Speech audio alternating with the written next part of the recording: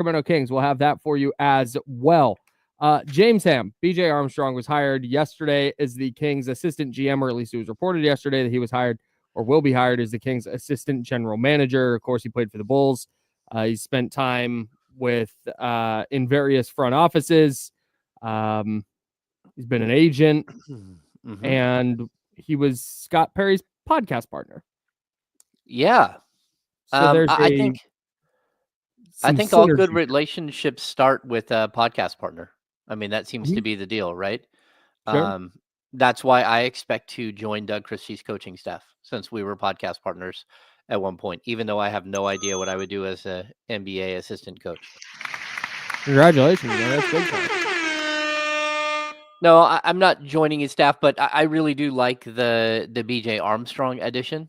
I think it's anytime you're building out a staff, you want to have guys from all kinds of walks of life. And not only does BJ Armstrong have experience as a player, but experience in a front office. And then he's been an agent for like 19 years. So he's got ties all around the league. And I think if there's one thing that we know over the last, most of the last 15 years, is that the Kings, they haven't had a lot of good relationships around the league. And that's usually a problem. It makes it very difficult to get major deals done when there isn't trust between you and an opposing front office. And I think this is another one of those moves where you're adding someone who knows the league well, that has friends around the league, that can help facilitate a major trade. And look, I think if Scott Perry is comfortable with BJ Armstrong as one of his leading, guys in the front office, then that's a good thing. Yeah, I think is as much synergy and what's the word I'm looking for? Like their ability to work together. Yeah. Is going to be so important, because it felt like, and again, I wasn't in the building, obviously, but based on everything we knew about the previous Kings front office, it felt like there was some level of friction or disconnect maybe between Wes Wilcox and Monty McNair, like they were operating as separate entities within the same front office. And I don't get the idea that that's where the BJ Armstrong edition comes in.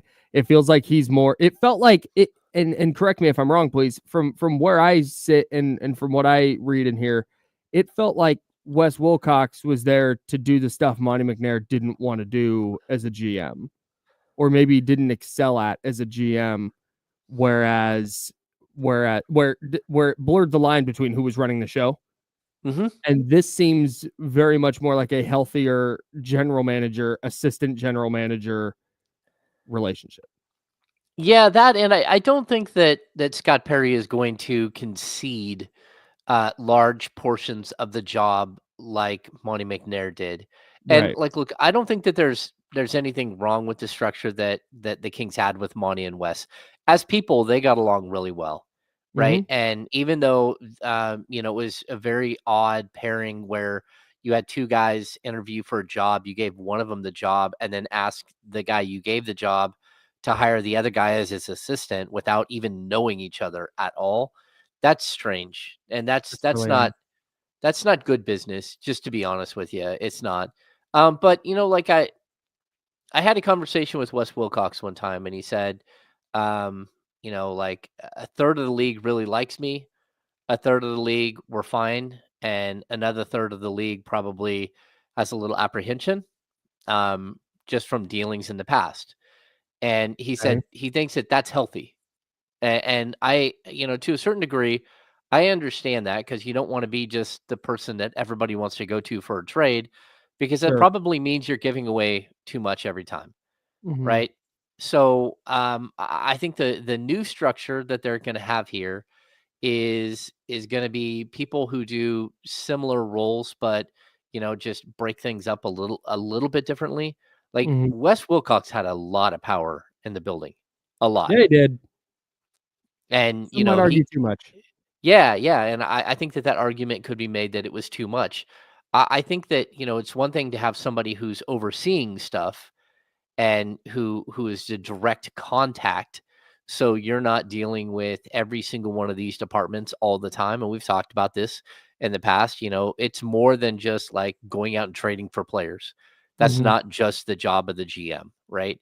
The Right. GM has to control, they have to deal with hiring and firing of, medical staff, training staff, coaching staff, PR staff, with the media relations staff, not the PR for the franchise, but the media relations staff. All of these pieces fall under one person. And travel, like who are you going to play in preseason? There are a lot of things that go into this job.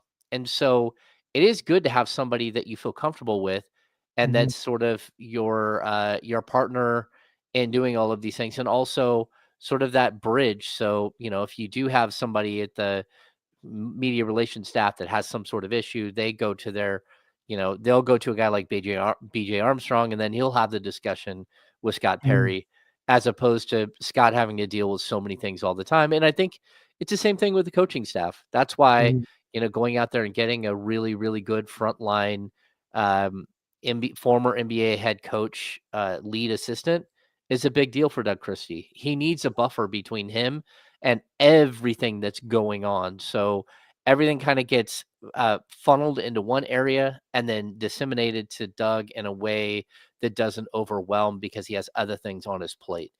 And that takes trust and everything else. But that's what I think that Scott Perry's trying to build here. And we still don't know what's going on with Phil Jabor, if Phil Jabor is going to be back in Sacramento, who's, I have a question. yep. Why do I care about Phil Jabor? Phil Jabor, well, to be honest with you, this offseason, maybe you don't care that much because the Kings don't have a draft pick. But What he is it? What does is, he do? Like, why is that? Why yeah, is that name significant to me? he heads up the scouting department, and Got it. that's why it's a big deal, like whether he's back or not, because you've got to have a scouting director who, and he doesn't just deal with like college scouting, right? It's not like he's just going to every game that he can possibly go to on the college scene and then Mhm. reporting back. A guy like Phil Jabor deals with all kinds of scouting, including advanced scouting. Like when you're sending a scout out to go check out 4 teams that you're going to face on a 4-game road trip that you Right. don't typically play, and then they can feed back to the coaching staff, who's got someone on the coaching staff side who's also creating something, right? Mhm. So Right. it means a lot when you go into a game against, like, say, a team like, I don't know, like Philadelphia, and you don't play Philadelphia, you play them twice a year, so you don't really know them. But Mhm. if they're in a major turmoil and everyone knows that, and you walk into the building understanding that there's a lot going on there, those are games that are gettable in a different way. And so having scouts all over the place, having people who are reporting back on news that they're hearing and all that stuff, it actually matters. So Phil Jabor, like, again, I think he's done a fine job in Sacramento. I don't know what his fate is, though. He's got a lot of experience from the Houston Rockets, also Philadelphia. He was a director of scouting for the 76ers before he came to the Kings. We don't know about him, but Paul Johnson, from what we hear, will be back. And then, And I what does heard Paul this Johnson morning, do? Paul Johnson was a GM of the Stockton Kings. Okay. And so, yeah, so he was a GM, but then he got elevated when they made some moves there, and he's been, I think, director of player personnel. Got it. So, like, sort of creating a pathway and a game plan for each individual player and Sure. their development, and sort of being there to be a sounding board. I mean, you need bodies in the front office. Mhm. That's one thing. You don't want, a group of players, or even one or two players sort of falling by the wayside because the general manager doesn't have time to talk to everybody all the time. Right. And so this is you have these layers in the front office that matter. And it's also, we talked about this the other day, that these things don't count against the salary cap.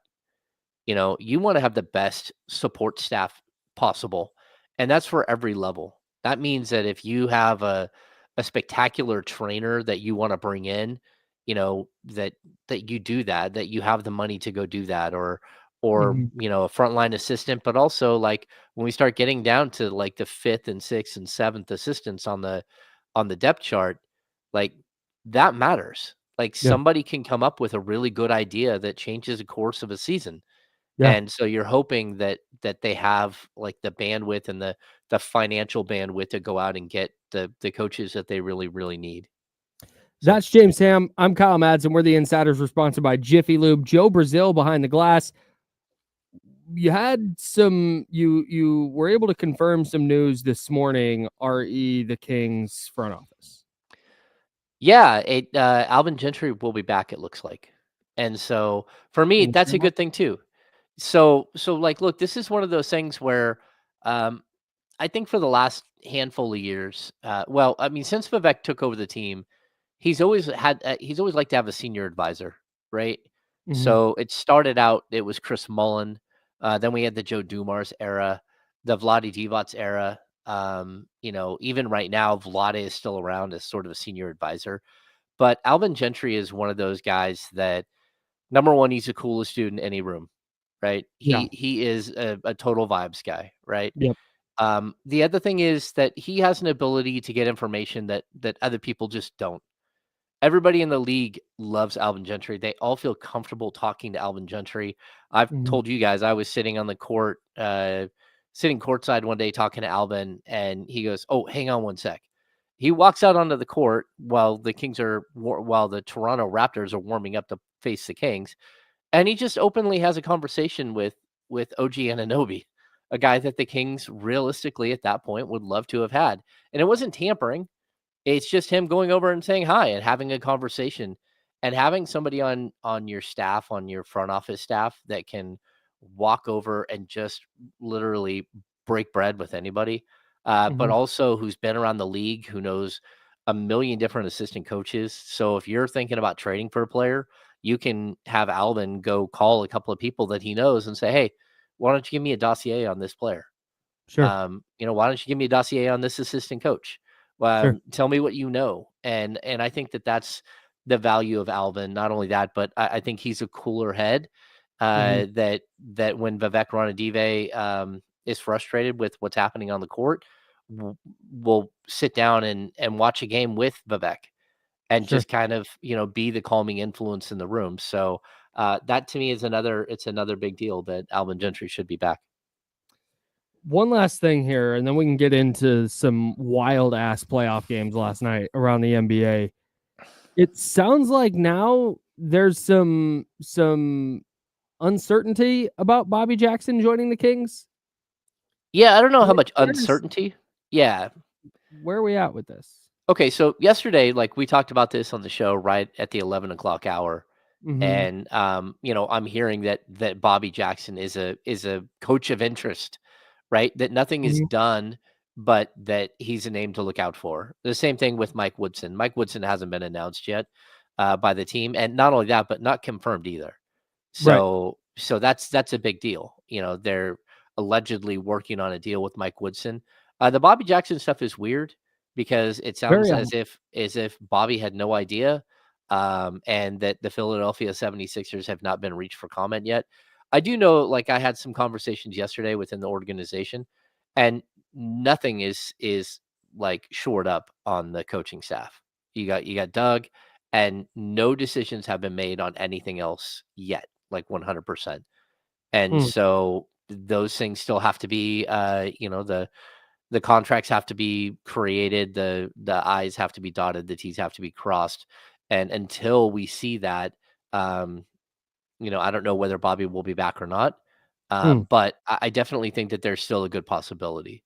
Like, there's enough smoke there that, which is why we talked about it yesterday. But I certainly wasn't saying, "Hey, 100% Bobby Jackson is back. Everybody celebrate," because sure. that was kind of the way that it was put to me too. Like, hey, there's still room for some movement here, but there's a possibility that he will be back. We'll cross our fingers. It'd be a nice Yeah, get for Doug Christie and his coaching staff, but like you said, nothing finalized just yet, and that's why it's important to what's the word I'm looking for? Even if Shams comes out and reports something, understanding that until a team announces it, nothing's really official. All right. He's James. I'm Kyle. Joe Brazil is on the ones and twos. We're sponsored by Jiffy Lube. we have a ton of NBA playoff stuff to get into as Tyrese Halliburton's superstar ascension continues. We've got an update on Steph Curry's injured hamstring. And voice of the Kings, Mark Jones, is going to join us in the second hour. Can't wait to chat with Mark. He's still a busy guy. We got Kings offseason and Mark, no college football, and Mark Jones still out there putting in work. Can't wait to chat with him at 11:20. That's James. I'm Kyle. Joe's here. Said all that. Joe, let's go to break now. Yep. Yeah, Tyler, I don't know. I certainly think that these things are, like it there was talk that it's progressing, but at the same time, Sean was pretty definitive, and Sean's not usually incorrect with these things. To have him be refuted like that was pretty wild. Like, again, that's why I hedged my bets a little bit when it came to this exact story, because I continue to get that nothing is done with any coach yet, and that's kind of where we are. So a lot of people did jump on that with the Bobby Jackson stuff, and I don't think this is a negotiation tactic by Bobby. I think this is, like, again, Doug gets to make his staff known, and hopefully they figure it all out in the wash. Bobby might be under contract. Martin Ramirez says, isn't Bobby still under contract with Philly? Yeah, that's a possibility, but like when it comes to assistant coaches and stuff, those are usually pretty easy to move around. It's not that big of a deal to figure out. We'll say people forget when the Kings had Scott Perry in Sacramento. In order for him to go join the Knicks gave the Kings a second-round pick.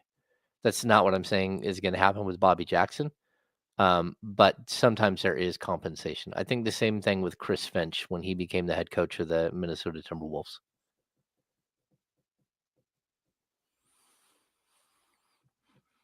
Soren Smith, Bobby Jackson already has memberships here. Bobby is well known in the golf world here in Sacramento. He plays in El Dorado Hills. What is that? Serrano? Yeah. Secure in a Bagley. Yes, you do have to get permission to talk to an assistant. But you don't have to have permission to call somebody if you've been friends with them for 30 years and were former teammates, 25 years, whatever it is, with Doug and Bobby. Like Doug and Bobby talk all the time, Sorry, no matter what. Doing? Oh yeah, he'll. Is Mark joining on the stream? Mm-hmm. Did you email him? I sent it via text. Oh, yep. Okay. Already got it to him. I'll jump on the stream. Cool. Thanks, James.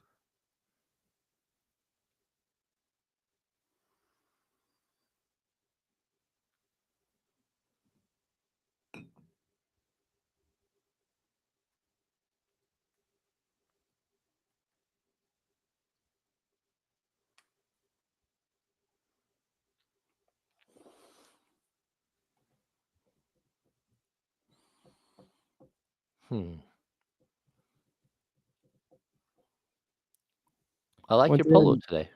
Thanks, man. Shout out to the Under Armour outlet. I went through for a Niners wire last night. Yeah, I got some a while back. Just filled in the last part of my forum. 15 seconds. I regraded the Niners 2022 draft class. That was the Brock Purdy class. Brock Purdy's the best pick in that class. The next best pick is a just okay reserve offensive lineman. That's not great. No, not awesome.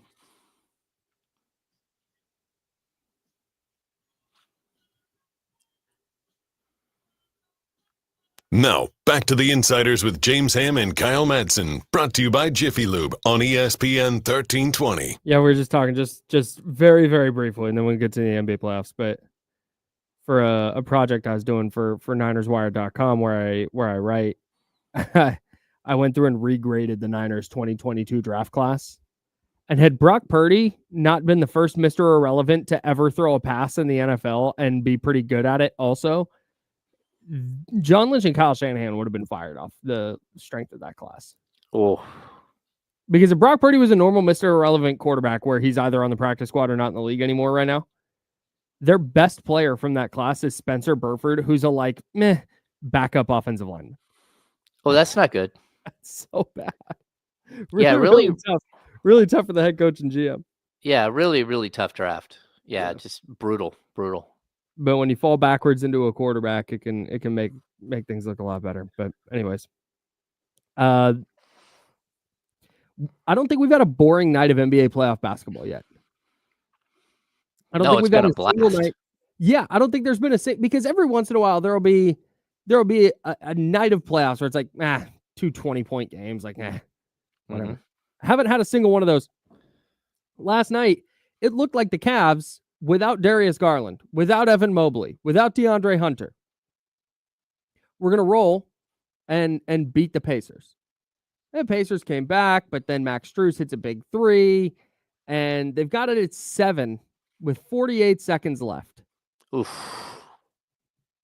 And then just couldn't box out on a free throw? Can you get a body on somebody?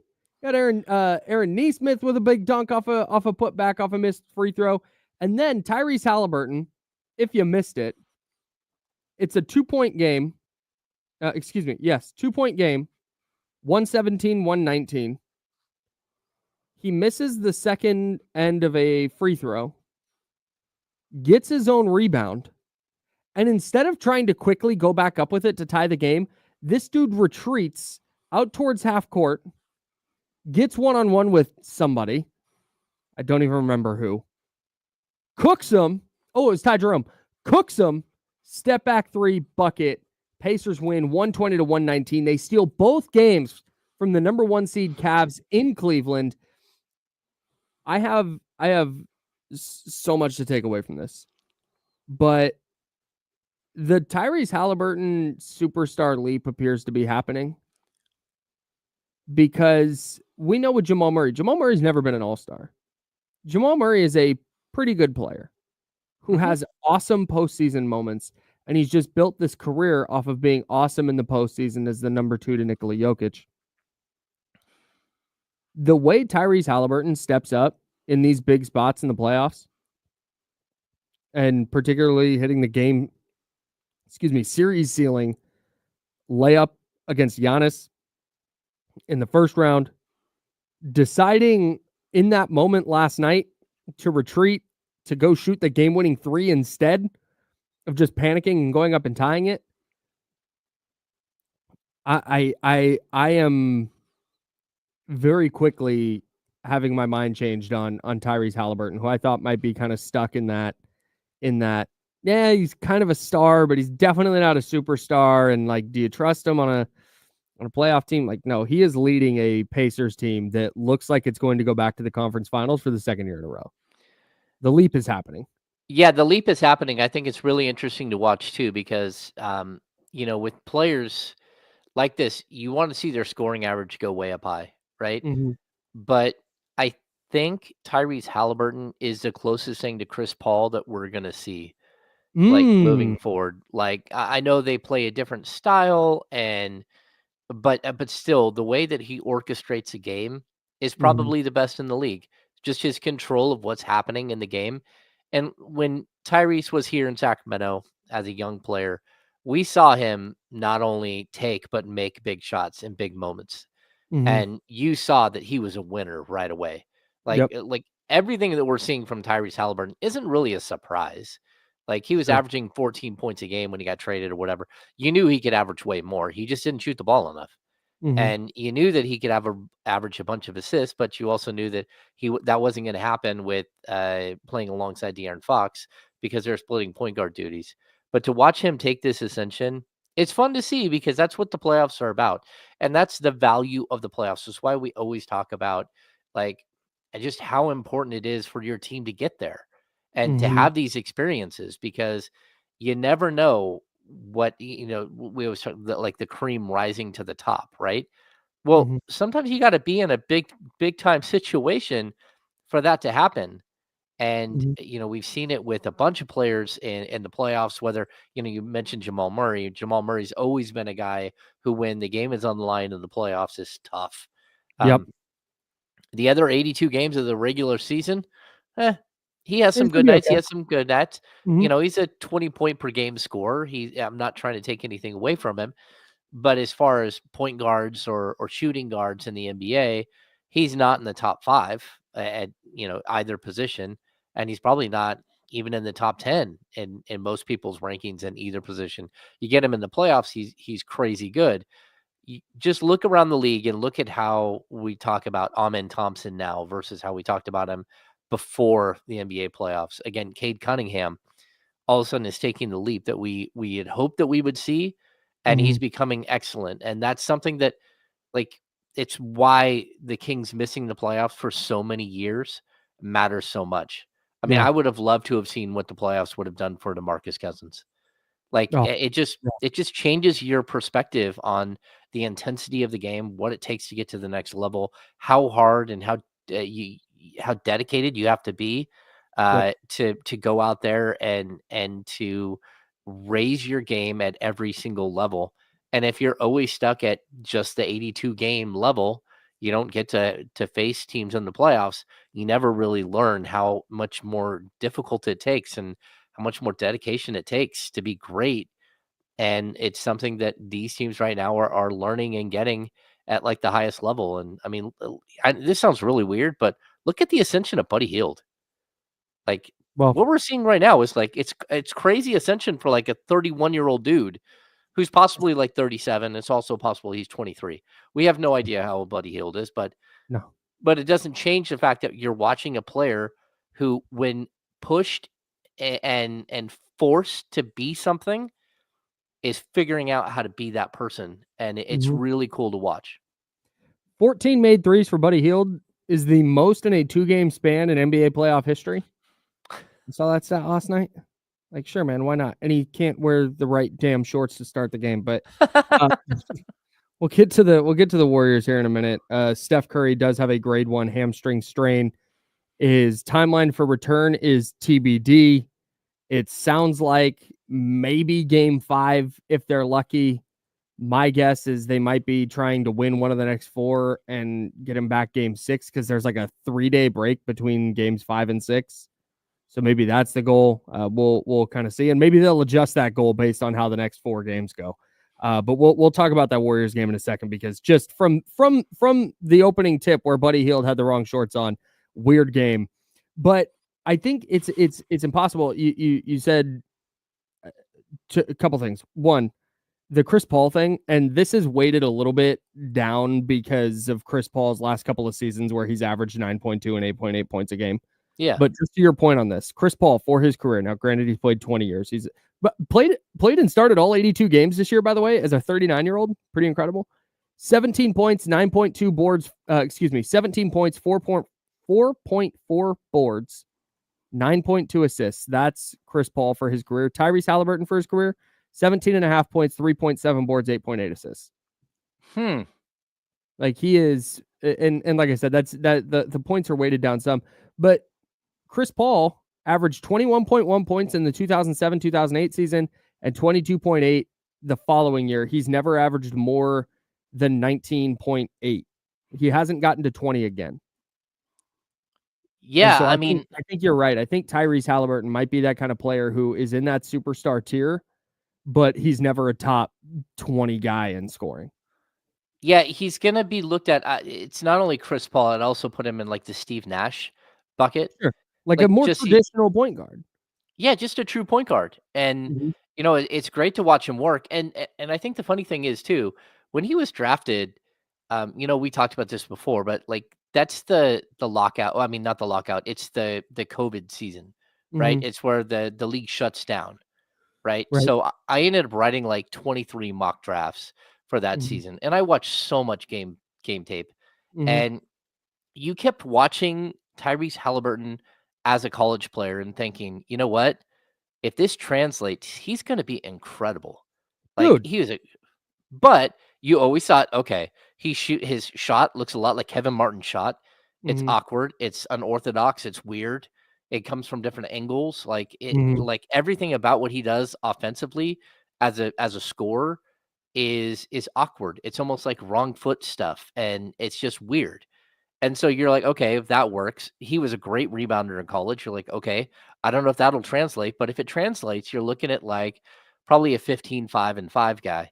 For him to step into the league, it's a little bit like how Donovan Mitchell stepped into the league and just became something he never was before.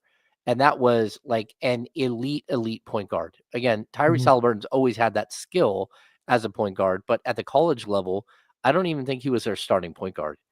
He averaged like 5 assists a game in college.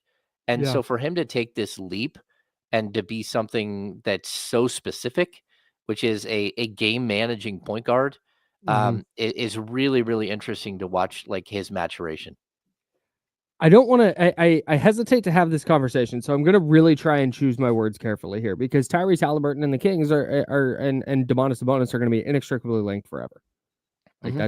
that's what happens when you make a blockbuster trade that involves 2 all NBA players, right?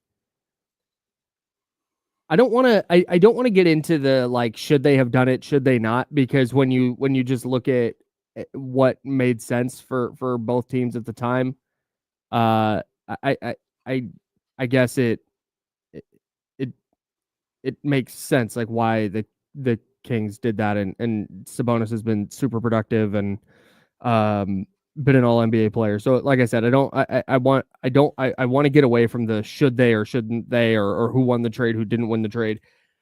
I just wanna go to the hypothetical world where the Kings still have Tyrese Halliburton, Mhm. and I don't think they'd be and there would have been other peripheral moves, and maybe they're awesome right now, who knows? But I don't know if they would have been in a better spot in the short term, but it feels like they'd be in a better place long term, right? Like, if everything else had kinda shaken out the way it shook out.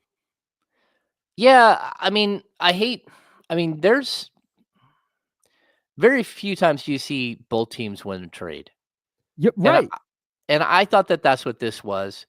And to be honest, we can start looking at hindsight at this point, but, the Pacers are built totally different than the Kings are built. Yeah, And right.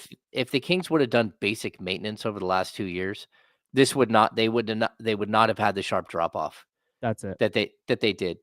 That's it. And so I think that, when you go out and you look that, the Pacers and Kings both went after Pascal Siakam. The Kings had a deal in place to get Siakam, but like the deal fell apart because they didn't want to Mhm. pay Siakam the money that he wanted. And, Yeah. there was some talk that Malik Monk had to be included in the deal. There were like some holdups, right?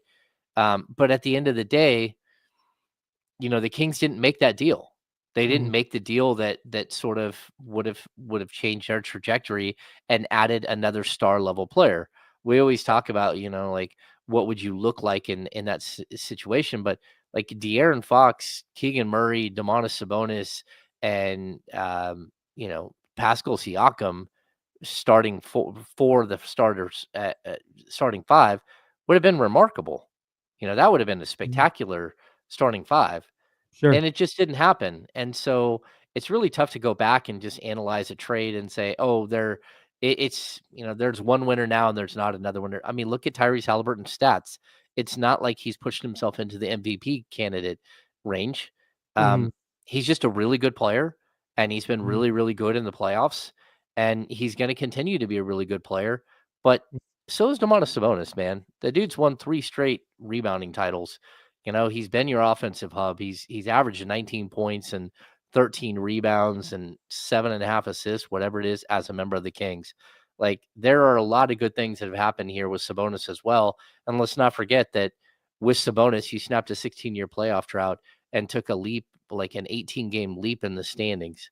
Mhm. Like, that just doesn't happen. And Mhm. so a lot of that is on Sabonis, and maybe it's, giving up a couple of years on the back end of, Tyrese Halliburton being great for longer. Sure. But I would still put Halliburton and 4 years younger. Sabonis the same exact tier of player. I do. Like people can argue with Ooh. me. Okay, I will. We literally just talked about this. We literally just talked about how important it is for a player to show up in the postseason. I don't think Tyrese Halliburton is choking away a play-in game the way Domas did. Like, no, but if you look, there has been plenty of games where he has not been good. Plenty of games. Tyrese last year, and that's where my mind has changed on him this year. Last year in the playoffs, there were multiple instances where he was actively like avoiding the basketball as the point guard of the team. Yeah. And that's why I was out. I was like, nah, he's just not that dude. And it's very clear this postseason that he has taken those reins and become that dude. And that matters, man. Like, playoff success ultimately trumps everything. And the fact that he has helped a team get to the conference finals last year and has them up 2-0 on this awesome Cavs team this year, hit a game winner last night. Man, I have a hard time being like, oh yeah, they're just the same guy. No, I don't think that they're the same guy, but they're still in the same tier. And like, again, he's had some great moments in this year, but last year he didn't. And again, that's why the process of going to the playoffs actually matters. Building a team through the playoffs actually matters. And it's why, like, if we're going to like trash Sabonis for a 1-game play-in, okay. But I mean, there are plenty of games last year where Tyrese Halliburton had the same exact experience where he just wasn't effective and wasn't good. Conference finals.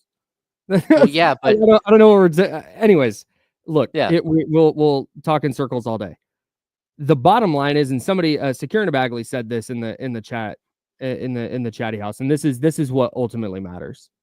And this is why the Kings are in the position they're in. The Pacers have pushed every single right button from a team building standpoint to supplement what makes Tyrese Halliburton good at basketball. And it accentuates what he does as their best player. The Kings didn't. Nope. That is where their paths diverge. No, I totally agree. We can argue semantics of playoff performances or not, and this and that. The main difference, the biggest key difference is that Tyrese Halliburton was given all of the tools and all of the keys to succeed in this way, and the Kings didn't give their guy in this instance the same tools and keys. No, I totally agree. Like, I kind of want to see what Sabonis would look like if he did, because I think things could have been very different here. Yeah. I'm inclined to agree. The Cavs might be cooked. That was the moral of that story. The Warriors might be cooked as well after this Steph Curry news. We'll talk about that. And Mark Jones, voice of the Sacramento Kings, is joining us at 11:20. You're not going to want to miss that. Should be a ton of fun talking with Mark Jones. That's all coming up next. That's James Ham. I'm Kyle Madsen, Joe Brazil on the ones and twos. We're sponsored by Jiffy Lube. It's the Insiders on ESPN 1320, Sacramento Sports. Beep.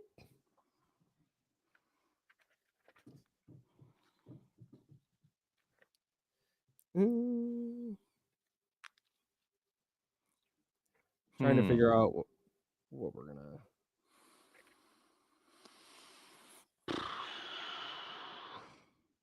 Yeah, just not being able to build around Sabonis is like, and it shouldn't have been that hard.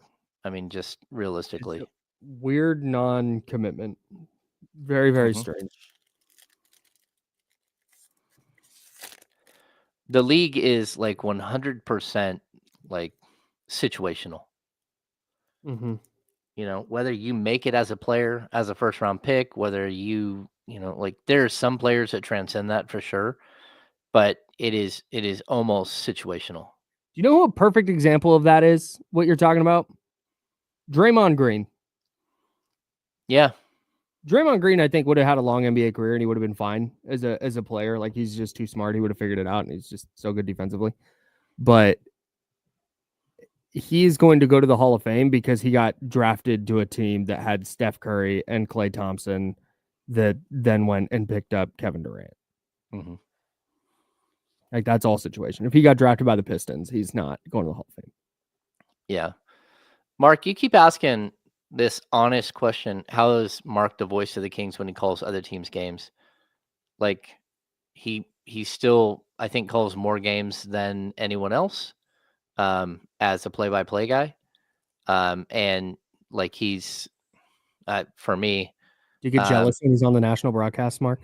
Yeah, I don't get that, He has a contract with ESPN. He calls college football. He calls a bunch of other stuff, a bunch of pro games. Mike Breen with the Knicks is also one of the best national broadcasters who calls Knicks games. Mm-hmm. So, Iron Eagle does Nets. Mm-hmm. Yeah. How sick would it be to be a Knicks fan where you just have Mike Breen on the call? Well, I noticed that the other day. These are awesome, by the way. Shout out to Trader Joe's. Fruit leather buttons. Delicious. I was watching the Knicks Pistons game, and I think it was Iron Eagle on the call for TNT. But then Mike Breen is there broadcasting for MSN or whatever network they're on. Yeah. Unbelievable. It's incredible. That and Rucco, Ryan Rucco, yeah. Yeah, he also calls games for a team and for the national audience. Is he also Nets?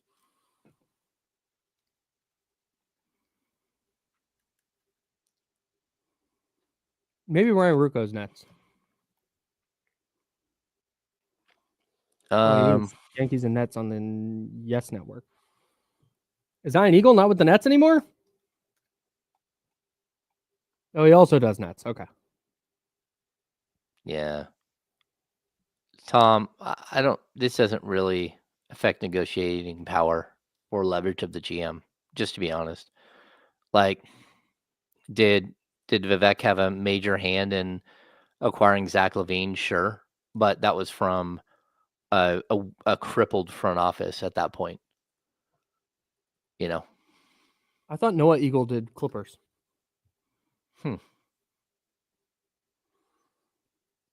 Sorry, I was looking at something else. I just absolutely love listening to Chris Carey call games. Man, he's so good. He is. If I'm doing a power ranking of A's television broadcasters, I think it's Chris Carey 1. Then Jenny Kavnar 2 for me.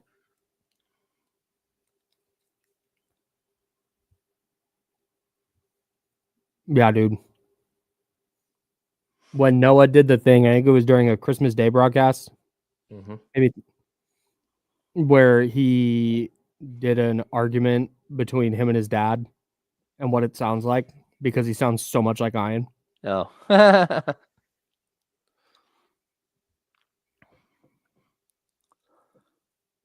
He's also the voice of the Kings. Radio voice of the Kings, for sure. Radio voice, yeah. 15 seconds.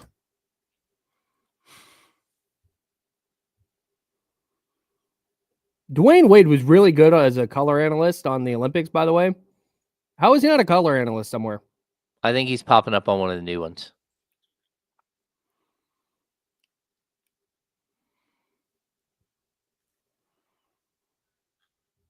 Now, back to the Insiders with James Ham and Kyle Madsen, brought to you by Jiffy Lube on ESPN 1320.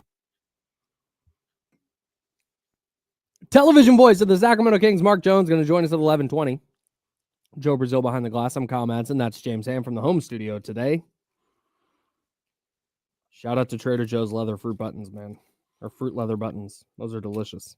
Fruit leather buttons. Leather buttons. It's fruit leather, but it's not like a sheet. They're in these really convenient little button sizes, so you can eat them during breaks.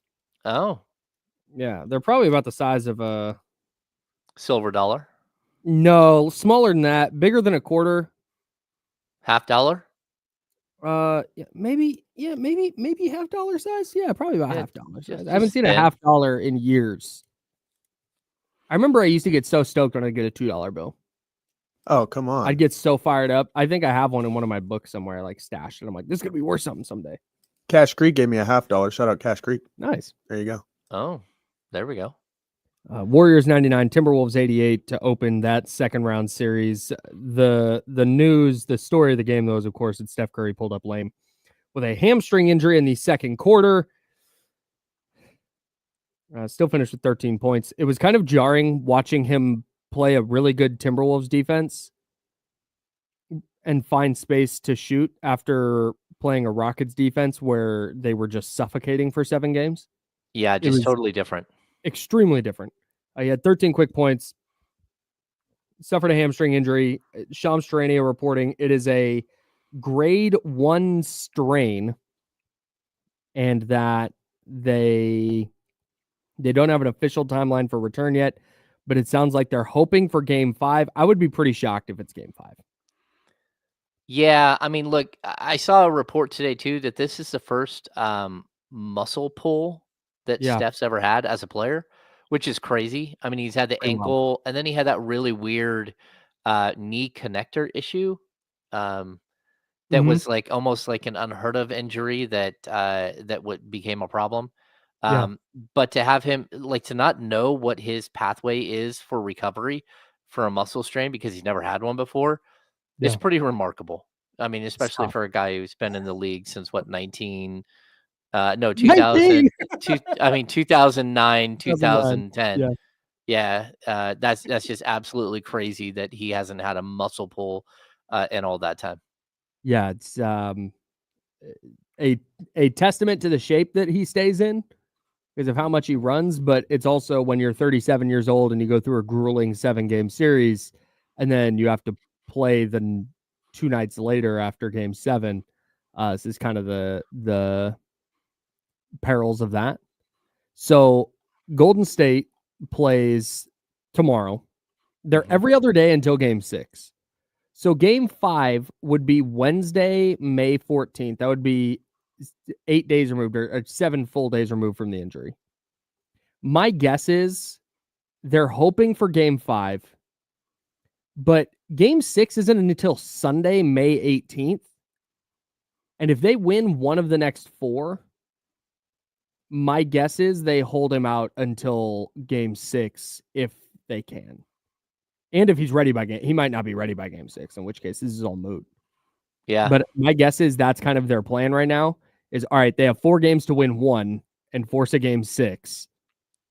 And hopefully you can get Curry back by then because that's May 18th. You're 11 full days removed from the grade 1 strain at that point.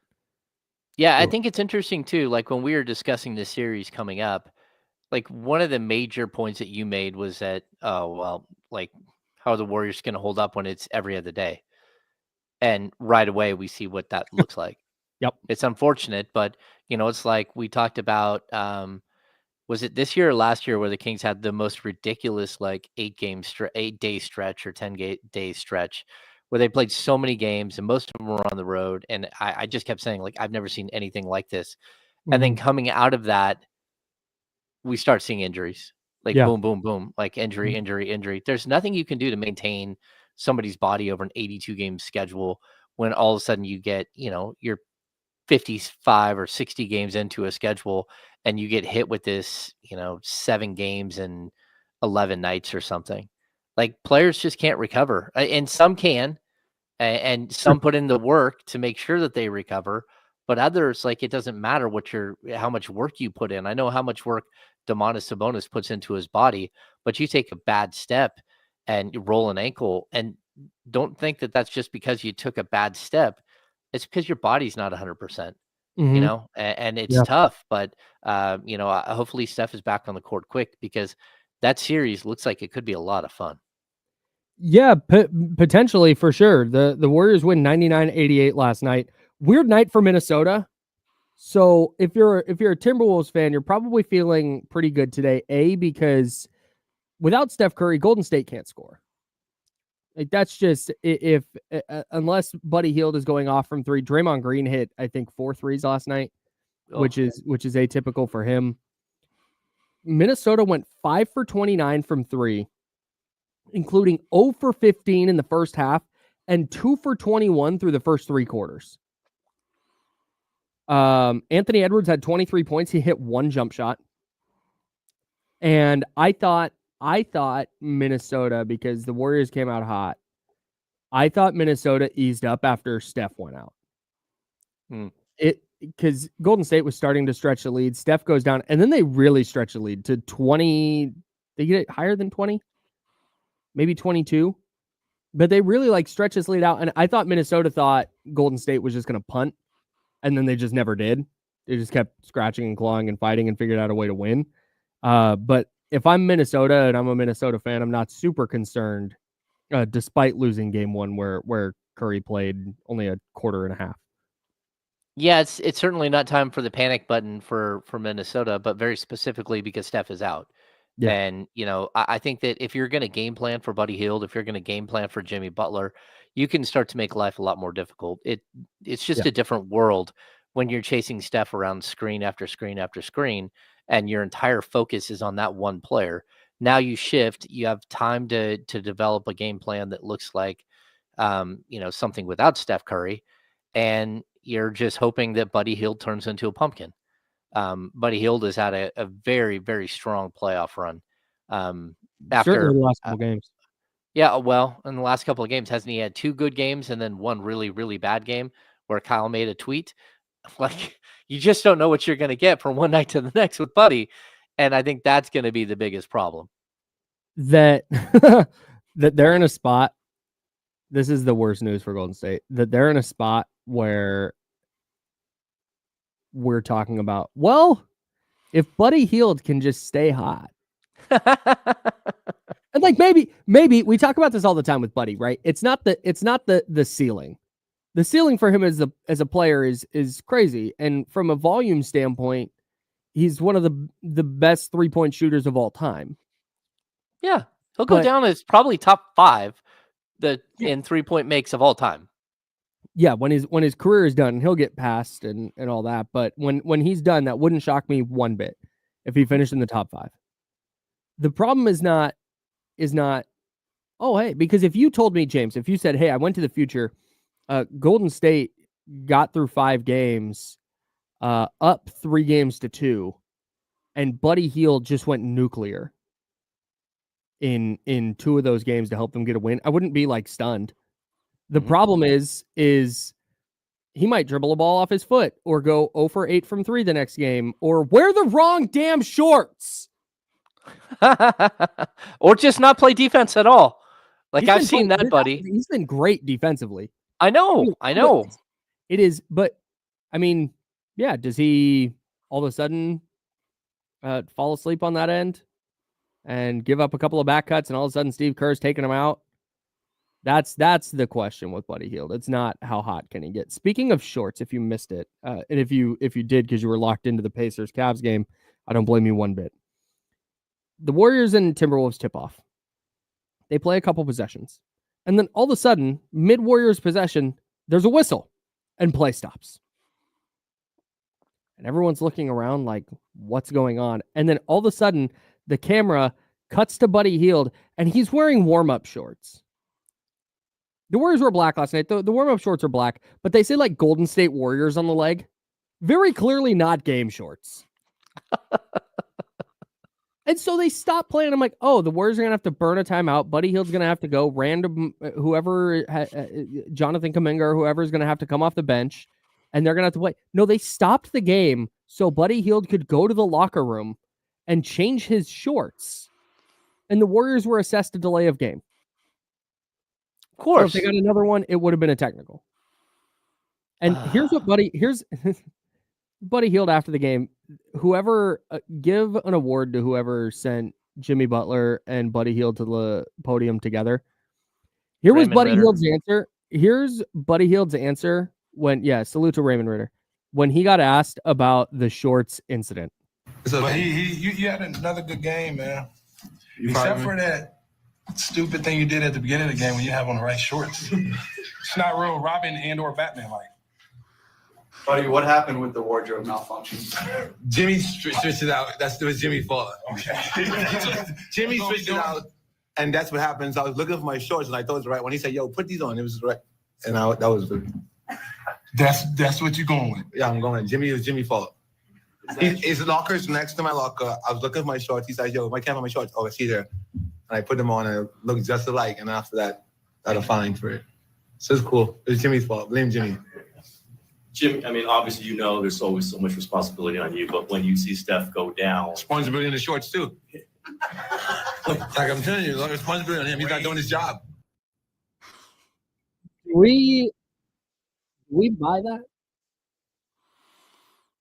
No. We think Jimmy No. Butler did that? You got to turn him back up. No, I don't. I want it to go away. I want don't. him to be there anymore. There we go. I don't think so. Like, I mean, like, what are I you got you. doing? What are you James- doing? James, I'm having a hell of a time here. Can you say that again? I was just saying, like, come on, buddy. Like, you learn how to get dressed when you're 3. Like, they lay out your jersey and your shorts.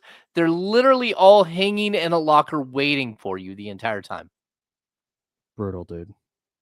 I'm not putting it past Jimmy Butler to mess with him, though. No. Yeah. I don't. I think I'd buy that if it was a regular season game. I don't think Jimmy Butler's doing that in a playoff game. Buddy Hield's got to figure it out, dog. Had a great game, though. Helped bail out the Warriors once again. They beat the Timberwolves 99-88. We'll see if Steph Curry returns for this series. It sounds like they're shooting for game 5, but that's not a guarantee. His season could very well be over. And if his season's over, Golden State's is going to be over as well, because I don't think they're beating the Timberwolves 3 times out of 6 with no Steph Curry. But as long as Pat Spencer gets some minutes, had a good time with Pat Spencer last night. Anyways, that's James. I'm Kyle. Chris Finch was mean to Anthony Edwards after the game last night. Wait till you hear what he had to say. Are the Timberwolves going to fire their coach mid-playoffs for being mean to the star player? We'll find that out next. James Ham's there. That's Joe Brazil. I'm Kyle Madsen. Jiffy Lube is the sponsor. We're the Insiders on ESPN 1320, Sacramento Sports Leader. My bad there, Joe. I thought because you had turned up the thing and I heard Jimmy, and I was trying to make that go away, and I forgot that James is here, and it just it at happened. least you know what you're doing. At least one person in the studio knows absolutely know what you're doing, first of all, but we adapt and we overcome. It's all good. It's good. Jesus.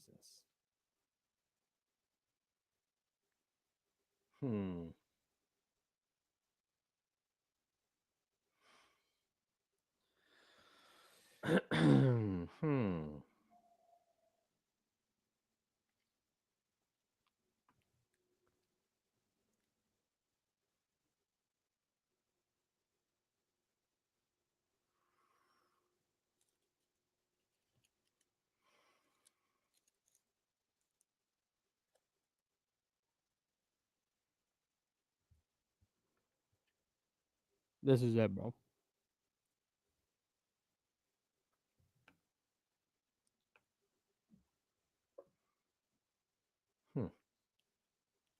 I was going to play just the entire presser, but it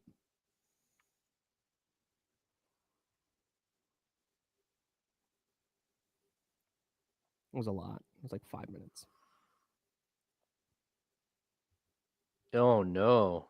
Scott Foster is active and will be officiating Nuggets Thunder Game 2 after being out 7 weeks. Suffered a calf injury. I thought he made 900 calls with Tim Donaghy in a 1 month span injury. Yeah, it's also possibly he was struggling with Chris Paul isn't in the playoffs, so I don't have anyone to screw over issue. Nobody has beefs like Scott Foster. Scott Foster suffered hey, I have Thunder to win this series in 5 games injury. I decided to come back from 15 seconds.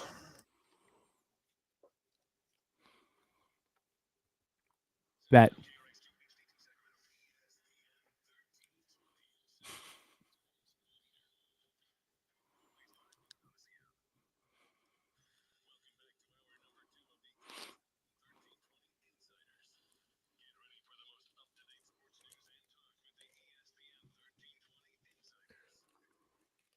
Hour number 2, that's James Ham. I'm Kyle Madsen, Joe Brazil on the ones and twos. We're sponsored by Jiffy Lube, and we're hanging out with you till noon. Then we'll hand it off to D-Lo and KC. Thank you, everybody listening on the free Odyssey app. Thank you, everybody listening on 1320 AM or 98.5 FM HD2. If you're watching on YouTube or Twitch, hi there. We appreciate you as well if you're in the chatty house on YouTube or Twitch. Thank you so much. And if you are watching, go ahead and hit that thumbs up. It's right below the video. Just thumbs up. If you're here, subscribe. Hit the little notification bell on YouTube. Because we do simulcast live on YouTube every single day from 10 a.m. to 12. And then this stream doesn't stop rolling. It just goes right into D-Lo and KC. So you can listen to those guys as well without having to leave the YouTube stream. And of course, you don't have to leave your radio to listen to those guys at noon. Chris Finch, after the Timberwolves lost to the Warriors last night, said, quote, and this is via ESPN, "What is there to talk about? You're the leader of the team." He's talking about Anthony Edwards. "You've got to come out and set the tone. If your shot is not going, you still have to carry the energy. If I've got to talk to guys about having the right energy coming into an opening second round game, then we're not on the same page." James Ham, I have 2 questions. 1, will the Timberwolves follow the trend of firing coaches who are mean to star players? We'll see this offseason because, again, I think Chris Finch is an excellent head coach. Really good. But, like, how many times do you get to have a really, really talented team and not push through? And, we're getting to that point where they are just kind of stuck in this cycle of first round, second round, and out. And you're hoping that Minnesota figures out how to be better and how to get, again, the Western Conference Finals is on the table for them right now. It's just sitting there. Yep. Yeah. But as far as like going at players, every coach has a different approach with this. And I think some point you have to be this way, especially in the playoffs. You have to motivate your players in some way. You have to find a way to connect with somebody in some way, because just like throwing your jersey out there against a Golden State Warriors team that you think you're going to beat with no problem, and then Steph goes down and you just think you're going to beat, but not doing the work to actually do to win a game, that's a problem. And I think that he's got to clean some things up, both Anthony Edwards, but also Chris Finch. Yeah, I say where they're going to fire their coach a little bit in jest. They're obviously not going to fire a coach in the middle of the playoffs. But to your point, if they lose to this version of the Warriors in like 6 games, even if Steph comes back for game 6 and they win that one at Chase Center, I think it's very much on the table that the Timberwolves look to do something different with their head coach. But what I do want to get into, and I think this is interesting because I think it's very much like a cultural conversation. And I'm wondering if, given where the generation of players coming into the league are, from the 18-year-olds up through the, 27, 28-year-olds, whatever it is. I do wonder if teams are going to start adjusting, or if coaches are going to start adjusting how they coach players. Because instead of the like one size fits all hard ass approach, I kind of wonder if a coach like Doug Christie, for example, just happens to be one here in our backyard or our front yard, depending on which way your home is oriented. It's in the backyard for us. They're over there. Perfect. Yeah. In our backyard here at the Ridge. I don't like it. I was going to say it, but I held off, and I was going to kind of let you take that. Hear the vibe. Nah. No. They're trying to, if you missed the bit earlier before the show, they're trying to have us name our building and give our building a nickname. And I feel like a building nickname is something that just kind of happens organically, and we're trying to do like a vote. And so we're going to randomly start calling this building different names and seeing how it goes. The Den. No. I don't like that. I don't like that one bit. The Nest. Nope. Still hate it. All right, let's move on. That belongs to Sac State. The Nest belongs to Sac State. Okay. So here at the Ridge, still doesn't feel good.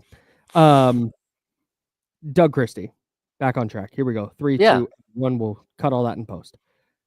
So I do wonder if teams are going to start looking at coaches like Doug Christie, who doesn't. He's a hard ass from a winning is the goal perspective. We're going to play a tough brand of basketball, hard-nosed brand of basketball. We're going to hustle. We want to take the other team's joy. We want to steal their joy. That's our purpose on the basketball court. You can be a hard ass in that way, but I think his overall mentality is more like arms open and uplifting his players. Mm-hmm. Not you made a mistake. I'm going to go tell the world you made a mistake and we have to be better. It's like, no, you're going to make a mistake. We'll fix that in practice. Go out there and keep playing your game. I wonder if more teams and more coaches are going to start taking that approach instead of Anthony Edwards had a bad game. I'm going to go call him out in the media for it. Yeah. I mean, look, I think it's easy to look at what Doug did in his 51 game run here and see, the positive sides of Doug and how positive all the time he is. I'm someone who believes that you have to have the same standards for everybody, but you have to coach each individual player differently. You do. You have to be able to connect with each player in a different way. You have to know your players extremely well. That's where I think Doug is going to really thrive. He is a great communicator, but also he communicates in a way. He also has ideas of communicating in a way like Phil Jackson did. Phil Jackson was notorious for dropping a book by a specific player's locker and saying, "Hey, I kind of want you to read this." And then you get to see what they, how a player reacts to that.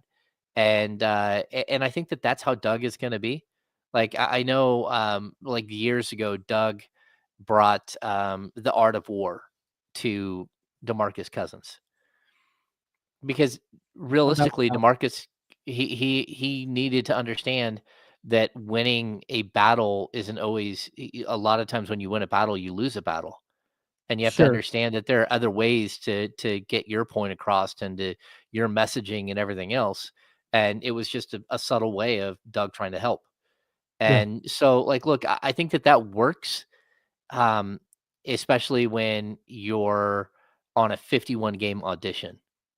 When you've got the job full time, I don't think you need to call your players out in the media. And I've said this a bunch of times. I think Mike Brown and George Karl are the only two coaches I remember really calling players out specifically by name in the media, or at least hinting at by name like George Karl did when he called Derek Williams the Coke machine. But once you're in it and you're in year 2, you're in year 3, you can't just have the same approach every day. And how many behind the scenes meetings did this team have with Doug, yelling or getting really intense with the starting lineup who just didn't show up for a game, and those things happen. But what we didn't see was Doug cross a line where he's going to talk negative about a player. And that's probably a good thing, especially early on. There might come a point where Chris Finch is, where he's like, okay, I think I have the cachet here. We did make it far last year, and I think I have the cachet here to say something that maybe is uncomfortable, that maybe, calls out a player specifically. And again, we can't talk about Amen Thompson and Tyrese Halliburton and all of these players, Cade Cunningham, ascending in the playoffs, and then ignore the fact that Anthony Edwards hasn't done it consistently, who's, when all things are considered, is a more talented player than probably any of these guys. And so I get it. I get Chris Finch doing it. Just even when Mike Brown called out De'Aaron Fox, I got it. Look, man, everybody was on the same page except for one guy who wasn't paying attention and cost the team a game. Yeah. It's tough, but sometimes tough love, it has to be there. And this is in Secure Bagley in the chatty house says, asked, but did Finch say anything wrong? He said he was the leader and has to come out and set the tone. No, it's not. This isn't about whether Chris Finch was right or wrong. He's not. First of all, nothing he said was incorrect. And maybe he has that relationship with Anthony Edwards where he knows, okay, I can push Anthony Edwards this far in this way. Whereas he wouldn't do the same thing maybe for Rudy Gobert or Jaden McDaniels, right? Maybe he just knows. Just like Mike Brown knew, all right, I'm going to push De'Aaron Fox in this way. I'm going to go this far. he made a really bad mistake, so I'm going to call him out. And it just happened to coincide with him being let go. And maybe the reason he went that far with De'Aaron, Mike Brown, is because like he kind of knew, all right, I know the vibe around here. I know that loss might have just very much cost me my job. So I'm extra frustrated or whatever it is. But I do wonder if we're going to see around the NBA, because you see Michael Malone getting let go because like, man, he's just constantly just grading on guys and they don't like that. And they're so much more free without him. And Taylor Jenkins, you hear some of the same stuff. And I saw I heard Chris Finch say that post game last night. It was like, man, that's pretty in game one. After his guys not just didn't come out of the gate fast, but really struggled to score the ball or to particularly to shoot the ball. Like that's, man, it really stuck out to me. And maybe it works. Maybe the Timberwolves and Anthony Edwards scores 40 in game 2 and the Timberwolves win by 30 and they cruise from here. But in a league where coaches are being fired way later in the season than coaches have ever been fired because of their reported friction with certain players or with their entire rosters or with front office members, hearing Chris Finch do that, it was like, oh, like, dang. That was, I don't know, just stuck out to me. Shout out to Chris Finch. Really good coach, though. Yeah, I think every player takes criticism differently, and every player has to be motivated differently. You know, and for me, maybe this is just a point where Chris Finch had got with Anthony Edwards where, you know, he tried a bunch of other methods and it's like, okay, you know what? I'm going to take a shot in the dark here and see if I can wake him up in a different way. Yeah. And, you know, whether it works or not, we'll have to see. They need it. If Anthony Edwards plays, because I didn't disagree with anything Chris Finch said. He said he just came out with the light was not there for him tonight.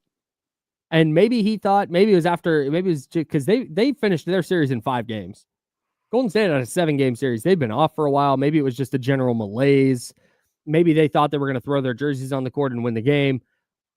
I don't expect that to be an issue moving forward for Anthony Edwards in particular. Maybe the Timberwolves just can't shoot it this series and it winds up killing them. But I think if Anthony Edwards comes out throwing his fastball, I believe the Timberwolves will win this series pretty handily. Yeah. But it all comes down to Anthony Edwards. Because if he's not, Chris Finch is right. You kind of saw the team follow him a little bit into that general, like, meh. That's the sound. That's the sound Anthony Edwards game made last night. Meh. It's tough, right? And Secure Bagley here in the chat brings up a really good point.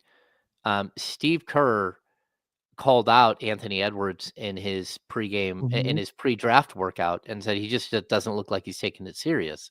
Yeah, that's what we're talking about. Like, and I think Anthony Edwards has been very clear that mattered, right? Yeah. That was a bit of a wake up call. That's what you're just trying to do. Like, I think Anthony Edwards as a person, like I don't know if he lacks focus here and there, but I think he is somebody who on occasion needs some tough love to recenter him.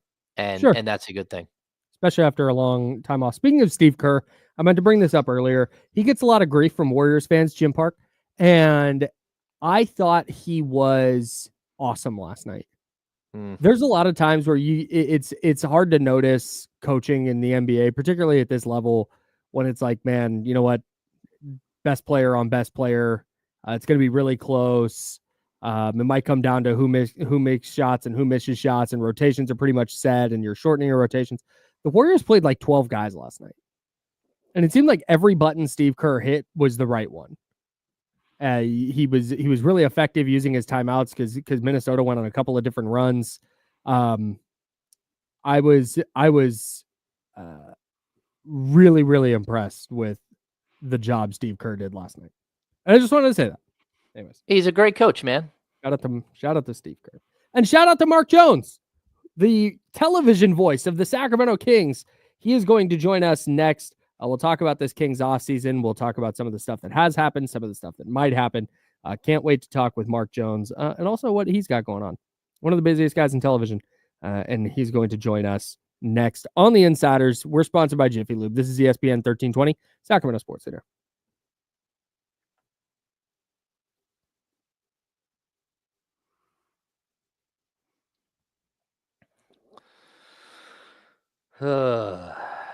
James, I'm going to text you a thing because I can't say it privately.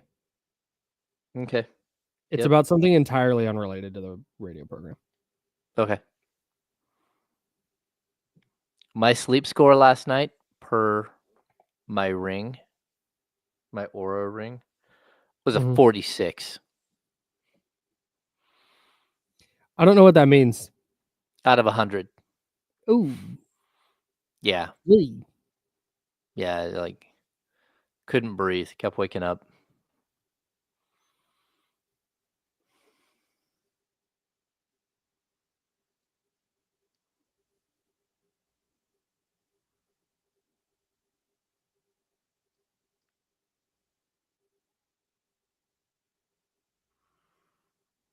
Oh, yeah, I'm with you. Saw a couple people talking about the Giants game in the chat last night.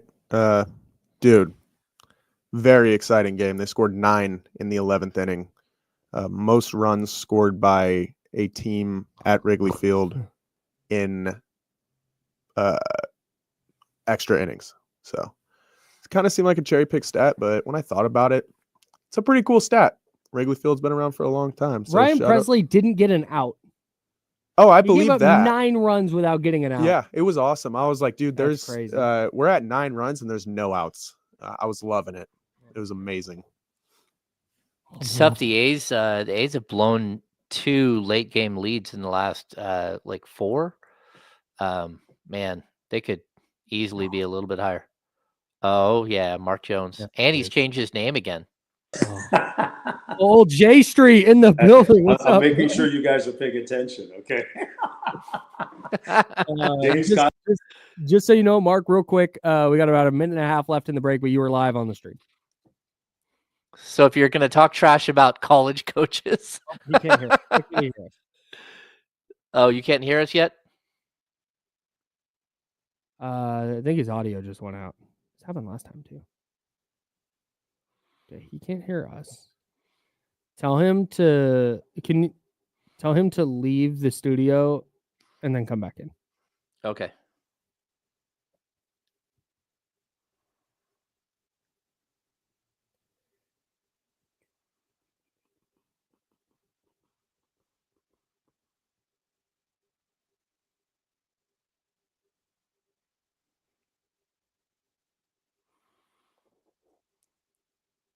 So I'm going to bump him out of here.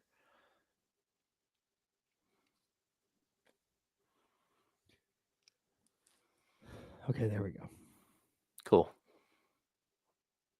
Oof. I thought we were cooked for sure. Then they pulled Ryan Walker and Miller gave up a hit to tie the game. Like, dude, I thought it was over.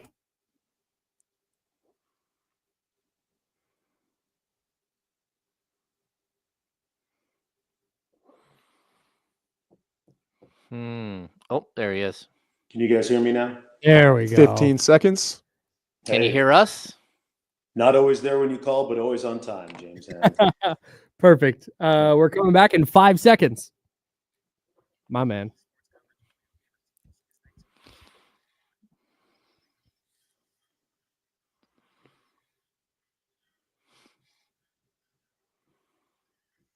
Now, back to the Insiders with James Ham and Kyle Madsen, brought to you by Jiffy Lube on ESPN 1320.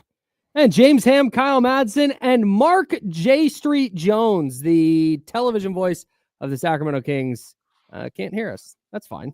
Again? Yeah, it looks like we're having some audio issues with Mark, but that's okay. He's here. He was on time. I want everybody to know that. I need this to be abundantly clear. Mark was early, had an audio issue, and then came back still in time and now we're having an audio issue again. Not 100% sure what's going on there, but we'll hopefully get it figured out, and we'll talk with television voice of the Kings, Mark Jones. Are we going to try this a third time? Third time's a charm, is what I always say. That's a phrase I coined. Mark Jones, Mark J Street Jones, joining us. Mark, have you got us this time? Oh, we good, right? J Street. Okay, I think we're good. Perfect. Mark, how you doing, man? What do you do when there's no college football and no Kings? Man, that other thing with ESPN and ABC keeps me on the road. I got games 3 and 4 between OKC and Denver coming up Friday and Sunday this weekend. So yeah, it's going to be great to do that. And I always do these games with, and this is no lie, with thoughts of the Kings next year and what it's going to look like for us in mind.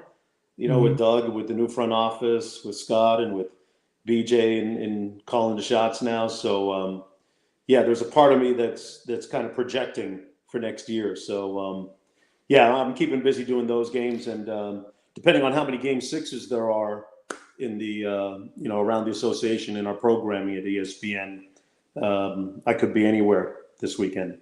I mean, the weekend after that. James, before you get to a real question, Mark, I'm actually really, really excited to get to tell you this because I've never actually gotten to tell somebody this before. I tweeted this when it happened. Right. And so now I'm just getting to tell you, you were on game 3 of Warriors Rockets. Yes. And Steph hit the shot where he's faced up against Jalen Green at the top of the key and just pulled on it. Oh, yeah. Just and ripped it. And you just said, you're into the call, and you just said wet, and then laid out and let the crowd take it. And that was just a masterclass in broadcasting. I think too many broadcasters talk too much, and I thought that was awesome by you. So great job. I appreciate that, Kyle. Yeah, in those moments, man, there's nothing that you can say that's going to embellish the scene. I mean, that's where TV is such a powerful medium. So sometimes less is more. That's like I love those moments at Golden One Center when I get to say, Golden One Center, the microphone is yours after a big scoring run or a Keegan Murray 3 or whatever it is. So thanks. I appreciate the kind words, man. Absolutely. Yeah. All right. Mark, now you can be a professional. Mark, when you're I hope I'm around enough, I just hope I'm around enough on J Street and in Midtown and calling the games as a national guy, So yeah. Trying to figure that one out. I mean, wouldn't you want a guy that can tell great stories about your team and the league and the other teams that the Kings are playing? Yep. I agree. Just me. All right, so Mark, I got a real question for you here. This OKC Denver matchup, it does feel like I said this to Kyle, and I don't know if he agreed right away, but it feels like this is Western Conference Finals. Like, yeah, this is 2 heavyweights right now. Yeah.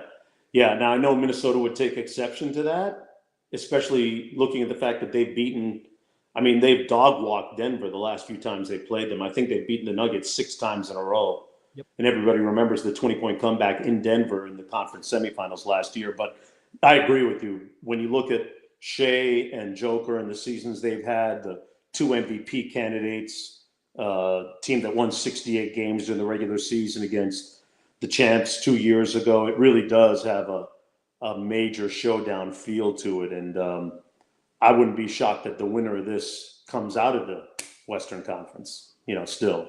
But I love the Ant conversation you guys had, especially in wake of the fact that Chris Finch actually said what he said about him last game. I've gotten to know Ant pretty well over the last couple of summers. He works out down here in Miami a lot. And I mean, I'm always in the gym watching these guys work out, and he's right up there, guys. Like, I can remember his player development coach, Chris Hines, telling me recently that there was a point last year, like, Ant's in this routine where he likes to, even on the road, get in, 1,000 shots, shoot 1,000 threes the day before a game, even after a flight in.